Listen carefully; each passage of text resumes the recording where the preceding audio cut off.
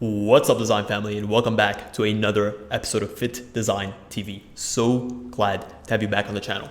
On today's episode, we'll be looking at how to create and curate the ultimate in customer packaging experience, especially if you're an up-and-coming fashion brand and you're looking to take things to the next level. Packaging is going to be exactly where you want to focus your efforts. On today's episode, I'll be going over 4 key sectors in terms of how you should approach your packaging in terms of your thought process, what specific types of packaging you should include, how you should curate your customer's experience, and ultimately how you can make your packaging work for you in terms of retaining customer loyalty and getting them to think about your brand long after they made that initial purchase. So if you've ever been interested in taking your brand to the next level and you want to implement packaging in a way that's effective and most importantly cost efficient, then this episode is going to be for you. What's up, design family, and welcome to Fittdesign TV. So glad to have you here. On this channel, we discuss all things sports fashion, graphic design, manufacturing, and technology. We'll discuss key topics, answer pressing questions, and provide actionable steps on starting your own product line. If you're interested in any of the above topics, stick around. You're in for a good one.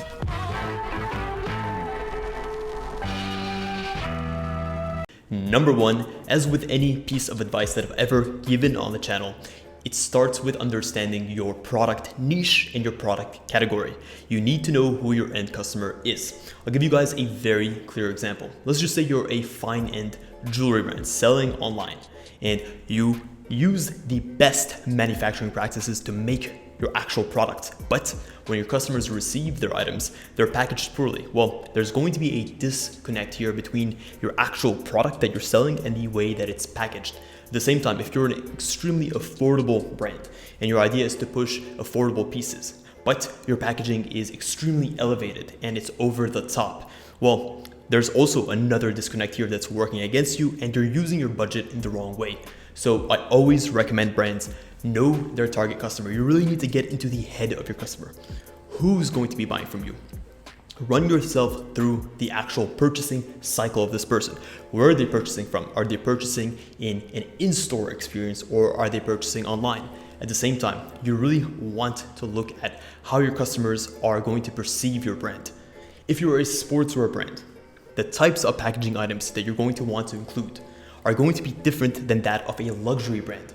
You don't want to create a disconnect between your packaging experience and the actual brand perception. It may not make sense to have a sort of extremely elevated envelope with signature and cursive old style text with golden threading on a sportswear line, even though that may seem as being luxury and elevated. There's just going to create a disconnect there and it's going to be the wrong allocation of resources. If you're a sportswear brand, focus on creating an aesthetic that matches that sporty look and feel that you're going for. Yes, you still want to retain quality, but at the same time, you do want to use your packaging as an extension of what your brand is and how you want your customers to perceive it. Number 2, it's incredibly important to put yourself in your customer's shoes. Understand the purchasing cycle of your customer from start to finish. I'll give you guys 2 very clear examples because both of these examples will illustrate the types of packaging items you want to include for your brand. Let's just say you're a brick and mortar store selling jewelry versus an online fashion brand retailer selling sportswear. The types of packaging or the types of customer packaging experiences are going to be vastly different. For the brick and mortar store, you're not going to be shipping out these high-end ultra valuable jewelry pieces. So you're not going to have need for a polymatter, or that's not going to be your primary focus. Versus something like an online sportswear retailer, you're going to be shipping out the majority of your orders. You're not going to have in-store purchases because most likely you don't even have a physical location.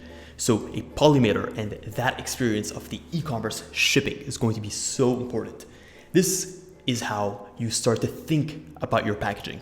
You start to put yourself in the mindset of someone purchasing from your brand and looking at what life cycle they're going to go through from start to finish. And that's going to give you the opportunities to begin to create this packaging experience. If you're an online brand, definitely look at investing into great ways for your customers to receive their goods. They're going to be shipped. So make it easy for customers to have their goods protected.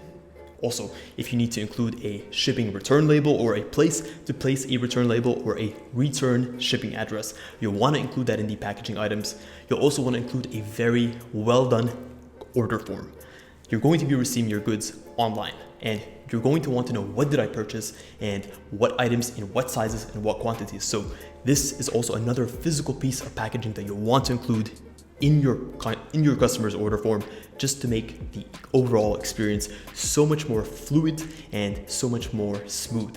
So this all comes back to understanding your customers from A to Z, how they're going to move through the purchase cycle of your brand, and allocating the correct packaging items step by step. In the next step, I'll explain specifically what types of packaging items you'll want to include as an online fashion retailer. Now, the third and probably most important step is you're going to ask, what specific types of packaging items should I include in my customer's experience? Well, it comes down to understanding what type of brand you are. Let's just assume you're a sportswear brand and most of your customers are purchasing online. This is going to give you a clear representation of how your customers are going to go through A to Z in terms of their customer experience. These are the core items you're going to need, and I recommend you take notes because I'm going to go through them step by step and explain what importance each one has in the experience. First, you're going to want to focus on the product itself, your garment. You're going to want to include care labels. Those are going to provide essential instructions on how to take care and to wash your garment. At the same time, it's going to include key information about the actual fiber content of the piece. Some people are allergic to polyester, so having a clear understanding of what fibers are in the garments is going to be key towards customer satisfaction. Next, you'll want to focus on hang tags. These are going to be pieces of cardboard or other types of rougher and more sturdy materials, and they're going to be attached to the garment, either with a pin lock or either with a pin. There's a ton of different options, and I've done a separate video in the past that goes through specifically how to create and what types of materials to use on a hang tag. Just know a hang tag should serve the purpose of branding the item in a way, and at the same time, it also creates a sort of return or non-returnable piece. For example, a lot of companies have a policy where if you remove the hang tag using the pin lock, you can't reattach it. This is an indicator that this garment has been used, and typically you won't be able to return if you've removed the tags. Some customers or some companies will have specific instructions on the hang tag to instruct customers that if they remove the hang tag, this garment can no longer be returned. So it gives you an opportunity to try the garment, and if you want to keep it, you remove the hang tag, and if you don't want to keep it, you obviously keep the hang tag and ship it back to the actual merchandiser. Also, the hang tag will serve an opportunity for you to bring in the brand instructions or the brand's information, typically the brand emblem, the brand wordmark. You'll also want to include your website and any of your other social links. A lot of brands also use this as an opportunity to bring in their slogan, just to create a little bit of life to the brand. So what you specifically do in your hang tag is up to you, but I've given you guys the tools that you'll need to structure a strong and consistent hang tag. Also, you'll want to look at product sleeves. Since you're going to be shipping your garments, having a good product sleeve is going to help protect your garment. The last thing you want is for your customers to receive your garments and all of a sudden they're damaged, they're wet, they're torn.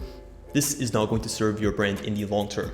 So having a semi-frosted plastic product sleeve is going to protect the garment. It's going to make sure that it arrives in a way that is presentable and gives your customer the satisfaction they need to keep purchasing from your brand. I'd recommend using an EVA film, typically a clear frost or a medium frost. You want to make sure that you can still see the garment through. This is for packaging purposes. You're going to have the garments up on shelves, and being able to easily identify the color and the product that's in the actual sleeve is going to be key. Also, make sure you're using a resealable Ziploc system. This is going to make sure that your actual product sleeve is reusable, and you're going to get a lot more longevity, and your customers are going to get more longevity out of the sleeve itself. Next up, probably the most important for e-commerce fashion brands is going to be a strong and sturdy polymailer. Polymailers are going to be opaque, they're going to have the brand information, typically they might even have a return address, and they're going to have a specific place for a shipping label.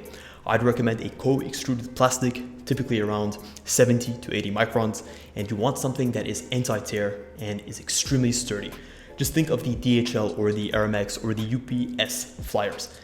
Instead of using those flyers, you'll be able to use your own flyer and to have your customer receive their goods in style and on brand. You also might want to include a SKU or a price sticker. Depends on the type of brand that you are, but let's just say you are selling both online and in a physical location. Having a price sticker that has the name of the item, the color of the item, the gender of the item, the scannable barcode for your backend system, and ultimately a little bit of branding is going to go a long way towards creating a more cohesive packaging experience. Also, you'll want to include something like a thank you card. It depends on where you're positioning yourself in the hierarchy. But a thank you card is a nice way of truly extending your sincere thanks to your customers, and you may want to include a discount code for future purchases, or you just might want to include a personalized touch if you're able to do that, just to give that extra bit of gratitude to your customers that's going to go a long way in the long run. Examples of things you don't want to include in your packaging items. Well, it's all contextual, but since you are a garment retailer, you don't want to be including any strong or sturdy boxes that are going to take up a lot of volume. This is an example of inefficient packaging and a poor allocation of actual financial resources. At the same time, you don't want to include a retail bag. It just doesn't make sense to have a retail bag when you're an online fashion brand retailer. So make sure that you're committed to creating a strong and curated packaging experience that makes sense for the type of business you're at. Number 4, and last but definitely not least, is give your customers something to remember you by. Use your packaging as an opportunity to give your customers a little bit of a snippet or a little bit of a memento or something like a souvenir that they can use time and time again. That way the memory of your brand is fresh in their mind long after they made that purchase. Whether it's something like a loyalty card that you encourage your customers to use to rack up points with your brand, or it's a sticker that they can place on their laptop or on their phone that has a very clear-cut emblem that when other people see this emblem, they ask, oh, what is that? That looks familiar. And you get the conversation going about your brand, and it's sort of a marketing opportunity that pays dividends long after the initial investment. You also want to encourage your customers to talk about your brand. You may include a souvenir that encourages customers to post about it on Instagram or on TikTok or whatever it may be. The more you can get people thinking about your brand long after that purchase, the better customer retention you're going to have, the better word of mouth you're going to have, and ultimately the better experience you're going to have with your customers in the long run. Take that into account. Creating a memorable experience is such an underrated play, and it honestly is sort of like a guerrilla marketing tactic that you can use to your advantage with minimal budget and minimal long-term effort. Well guys, that's it. That is a wrap on this episode. This has been my take on how to create and curate a strong and memorable customer packaging experience, especially if you're an online fashion retailer. To recap quickly, we looked at 4 key points that you need to take into account. Number 1 was understand your target customer, know the niche you're in, and play to your strengths. 2 is go through your customer's experience, purchasing from your brand A to Z, and look at the different pockets or opportunities in which you can swoop in and create packaging items that can enhance those different parts.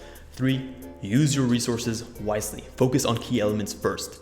And lastly is to give your customers something memorable that they can talk about long after they made that initial purchase. Guys, if you enjoyed this episode or you gained a little bit of value from it, it would mean the absolute world to us for you to smash a massive thumbs up and consider subscribing to the channel if you haven't done so already. Also, if you want to hop on a one-on-one consultation call with me, let's just say you're looking to start your own fashion brand and you're unsure of how to get started, or you're facing some issues scaling to the next level, well, I can definitely help you with that. So check the link in the description and we can hop on a call together.